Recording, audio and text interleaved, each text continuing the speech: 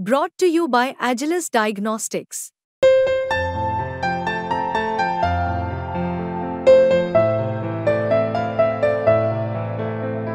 Agilus Diagnostics.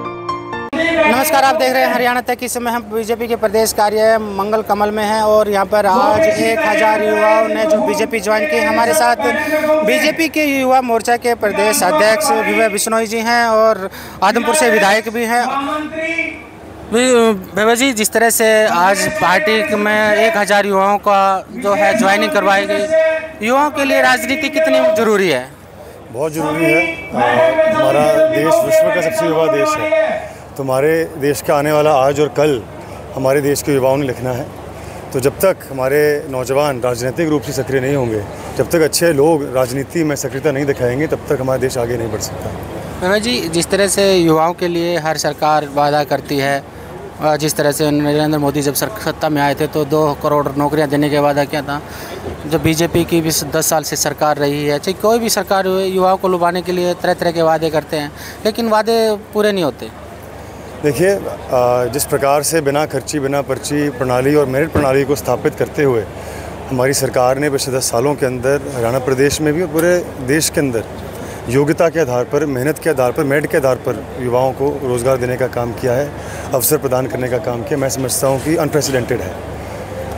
हमारे देश में निस्संदेह पॉपुलेशन ज़्यादा है, उसके 2 पहलू होते हैं, चैलेंजेस भी उसके साथ आते हैं, लेकिन एक अपॉर्चुनिटी भी प्रेजेंट करते हैं। मैं समझता हूँ कि पिछले 10 सालों के अंदर एक जो बहुत ज़रूरी परिवर्तन आया है, वो ये माइंडसेट चेंज आया है कि युवाओं के अंदर एक ऐसा जोश और एक ऐसा विश्वास पैदा करने का काम मोदी जी ने किया, हमारी सरकार ने किया है कि अब केवल मात्र रोज़गार प्राप्त नहीं कर सकते, रोज़गार दे भी सकते हैं। जॉब सीकर से जॉब क्रिएटर की जो माइंडसेट चेंज करने का काम हमारी सरकार ने किया है, वो भी अनप्रेसिडेंटेड है। लेकिन जिस तरह से जो कौशल रोजगार निगम बनाया सरकार ने, जो दावा करते हैं कि हमने जो 1,28,000 जो नौकरियां लगाई, उनको बाद में वादा भी किया कि पक्का भी करेंगे, वो तो चुनाव आचार संहिता लग गई। लेकिन जो पक्की भर्ती की मांग हो रही है तो उसकी बात हो रही है, क्योंकि कच्चा कर्मचारी न तो उधर का रहता है ना इधर का रहता है, तो बीच में लटका है। तो युवा जब नौकरी के लिए तैयारी करता है, उसे आस रहती है कि जब वो पढ़ लिख के जाता है तो उसके नौकरी मिले सरकारी। जब उसे पता चले कि नौकरी ही कच्ची है तो फिर उसका मनोबल कम हो जाता है, चाहे अग्निवीर हो चाहे अग्निपथ हो। देखिए, इसका विस्तृत रूप से जवाब तो मुख्यमंत्री जी दे पाएंगे। युवा विधायक होने के नाते मैंने कई मुद्दे हैं जो मैंने सरकार के सामने रखे भी, कईयों पर काम भी हुआ। आपने देखा जिस प्रकार से पीछे अग्निवीर योजना के तहत वो आरक्षण देने का काम हमारी सरकार ने किया। आप खुद ही कह रहे थे 1,40,000 44,000 हो गया, वो 28 पुराना आंकड़ा है। तो आप कह रहे हो तो उतना ही होगा, पर जैसे मैंने कहा कि बहुत ही ईमानदारी के साथ युवाओं को आगे बढ़ाने का काम हमारी सरकार ने किया है।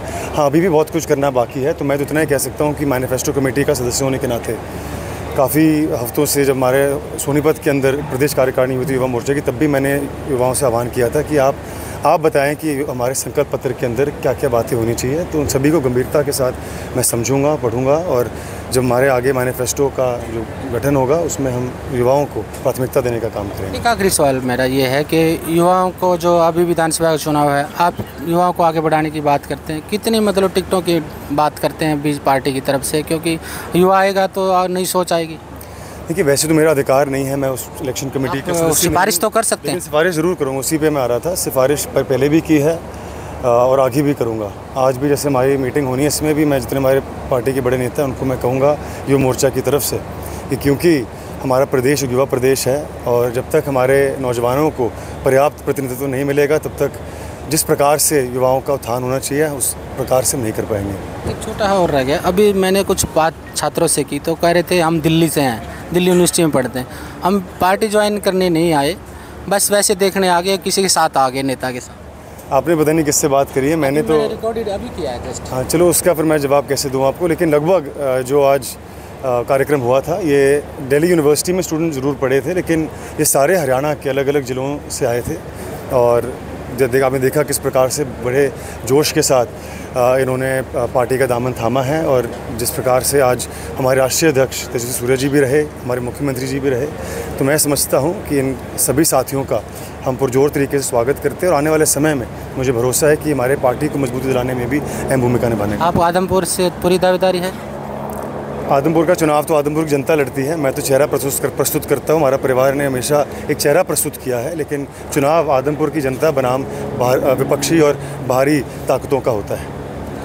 ये थे विवेक बिश्नोई, जिन्होंने कहना था कि जिस तरह से छात्र संगठनों ने जो है आज बीजेपी ज्वाइन की है उसको लेकर भी उन्होंने बात की, और साथ में जिस तरह से छात्रों की और युवाओं की जो राजनीति को लेकर उन्होंने बात करने की कोशिश की कि आगे आना चाहिए। हरियाणा तक के लिए रोहतक से मैं सुरेंद्र सिंह।